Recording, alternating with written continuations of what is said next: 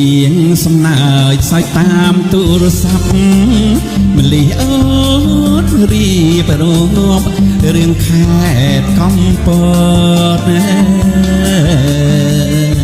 មួយឆ្នាំមកហើយអូនផ្ដាំឲ្យរៀមមានចិត្តព្យាយាមលឿមលីងការផងក្តាប់ស្នេហ៍ក្នុងថ្លើមតោងដើមលីរួតសោភ័ណ្ឌបងអូនក្រពុំលើតងតែអនិច្ចាតាក្នុងរបងលោកដៃបំណងបន្លាប្រមានបងជាអនិកជនគ្មានទ្រព្យជាផ្លូវនៅណាំងសង្ស្កើឈរយំពីចំងាយហូតដាវកាប់ដៃឲ្យស្រីជីទៀនលូតដល់ត្រាំងនិព្វានសូមជួបតែលីកា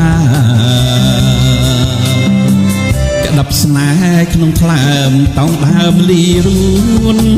ខែមិនឲ្យស្ងួនស្រោចទឹកជាគ្នាសូមទុកជាមិត្តកុំទុក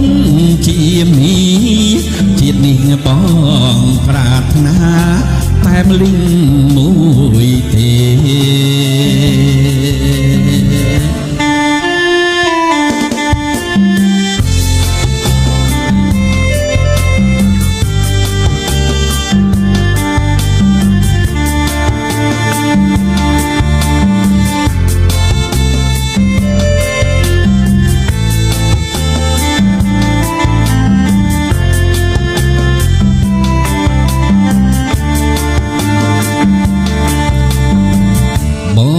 ជាអនិកជនគ្មានទ្រព្យជាផ្លូវនៅណាំងសង្ស្កើ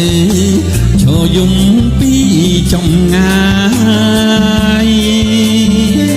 ហូតដាវកាប់ដៃឲ្យស្រីជាទៀនលុះដល់ត្រាំងនិព្វានសូមជួបតែបលីកា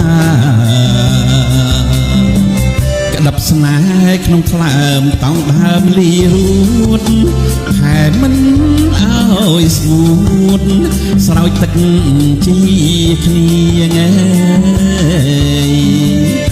សូមទុកជាមិត្តកុំទុកជាមីជាតិនេះបងប្រាថ្នាតែម្លឹងមួយទេ